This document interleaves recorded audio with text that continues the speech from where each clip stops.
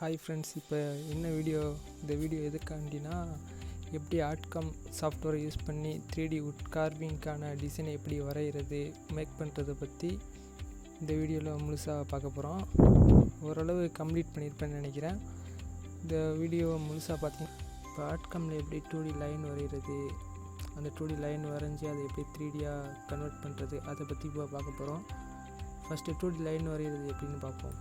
அந்த டிசைனை தான் இப்போ நம்ம 2D லைன் வரைஞ்சி அதை இதே மாதிரி 3Dயாக மாற்ற போகிறோம். பார்த்துங்க, இந்த டிசைன் அந்த ஃபோட்டோவை வந்து ஆர்ட்கமில் கொண்டு வரணும். ஓப்பன் வித்து ஆர்ட்கம் கொடுங்க. அந்த ஆப்ஷன் அந்த இதில் நம்ம லைன் வச்சு ட்ரா பண்ண போகிறோம். இதில் சைஸு ஹைட் எதுவும் மாற்ற தேவையில்ல, ஓகே கொடுத்துங்க. ஃபஸ்ட்டு இந்த டிசைனை பாருங்கள், பார்த்துட்டு எந்தெந்த லைனு எப்படி வரும்னு ஒரு மைண்ட்லேயே ரீட் பண்ணிவிட்டு அதை நம்ம இப்போ லைன் வரைய போகிறோம். ஃபஸ்ட்டு ஆர்ச் அந்த இதை செலக்ட் பண்ணிக்கிங்க. ஒவ்வொரு ஆர்ச்சுக்கும் ஒவ்வொரு லைன் வரைஞ்சிட்டு ஒவ்வொரு பார்ட்டையும் தனித்தனியாக வரைஞ்சிக்கிட்டு இருக்கணும். ஆர்ட்கம் ப்ரோ 9 இல்லாதவங்க இந்த வீடியோ டிஸ்கிரிப்ஷனில் அதுக்கான டவுன்லோட் பண்ணுறதுக்கான லிங்க்கும் இருக்குது. அதை இன்ஸ்டால் பண்ணுறதுக்கான வீடியோவும் ஏற்கனவே அப்லோட் பண்ணியிருக்கேன் என்னோடய யூடியூப் சேனலில். அதை பார்த்து நீங்கள் இன்ஸ்டால் பண்ணிக்கிங்க. வாங்க வீடியோக்குள்ளே போவோம்.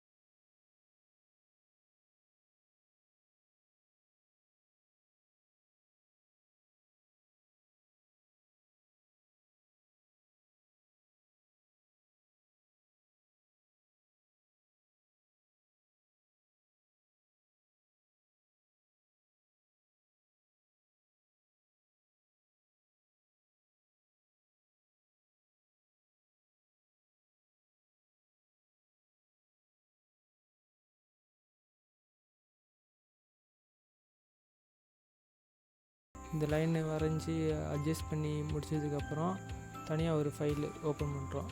லாங் ஃபைலு ஓப்பன் பண்ணுறோம். ஓப்பன் பண்ணிவிட்டு இப்போ வரைஞ்ச லைனை அப்படியே காப்பி பண்ணி Ctrl+C காப்பி பண்ணி அதை அப்படியே அந்த புது ஃபைல் ஓப்பன் பண்ணியிருக்கோம்ல அதில் பேஸ்ட் பண்ணுறோம். இந்த ஒயிட்டாக உள்ள இடத்துல வந்து அப்போதான் இந்த புது ஃபைலில் தான் வந்து அந்த லைன்லாம் எப்படி வரைஞ்சிருக்கு அப்படின்னு கிளியராக பார்க்க முடியும். இதில் வந்து பார்த்ததுக்கப்புறம் கொஞ்சம் ஏதாச்சும் அட்ஜஸ்ட் பண்ணணும்னா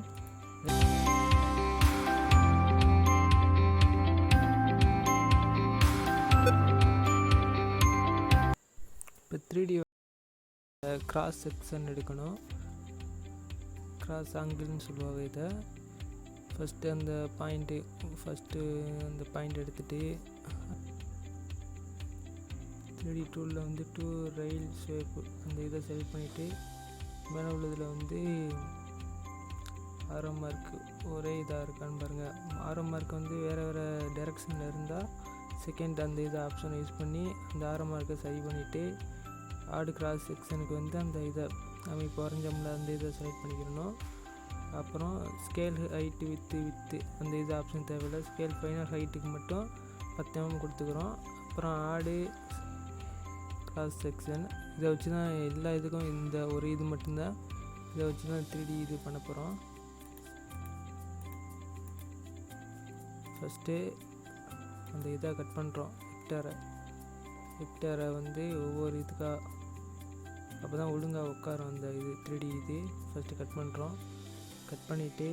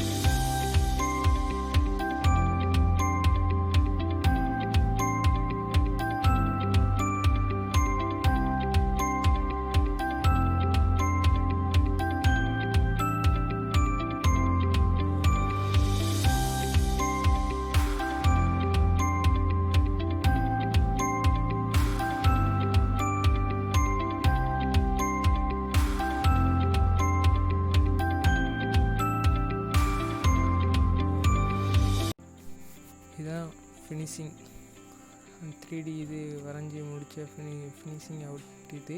இதில் வந்து நம்ம ஆல்ரெடி ஏற்கனவே இருக்குது அந்த ஃப்ளவரு. அதனால் நம்ம இந்த ஃப்ளவரை வந்து ஓப்பன் கொடுத்து அதில் பேஸ்ட் பண்ண போகிறோம். ஓப்பன் கொடுத்தாச்சு, லோடிங் ஆகிட்டுருக்கு.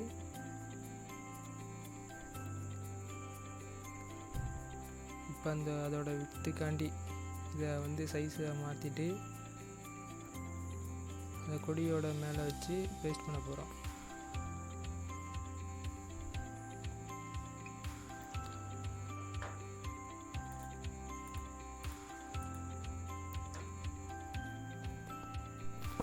கொடி வந்து 10 mm தான் வர ஹைட்டு, மொத்தமாக 10 mm தான் ஹைட்டு வரைஞ்சிருக்கோம். அதனால் இந்த ரிலீஃப் ஃபைலையும் 10 mm வச்சு மேஜ் ஹையஸ்ட்டு கொடுத்து பேஸ்ட் பண்ணுறோம்.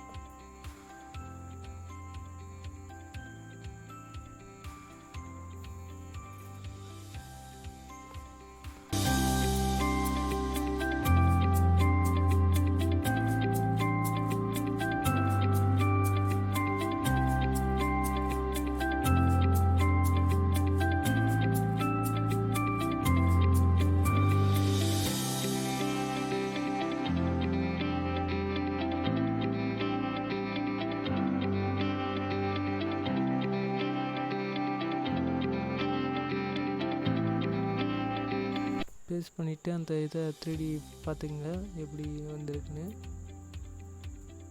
ஓரளவு வந்திருக்குன்னு எனக்கு தோணுது, பார்க்குறவங்களுக்கு எப்படி இருக்கோ தெரியல. இப்போ 3D பார்த்து முடித்ததுக்கப்புறம் 3D ஓகே ஆயிடுச்சுன்னா அதுக்கப்புறம் டூல் பார்த்து போடணும். டூல் பார்த்து போய்கிட்டு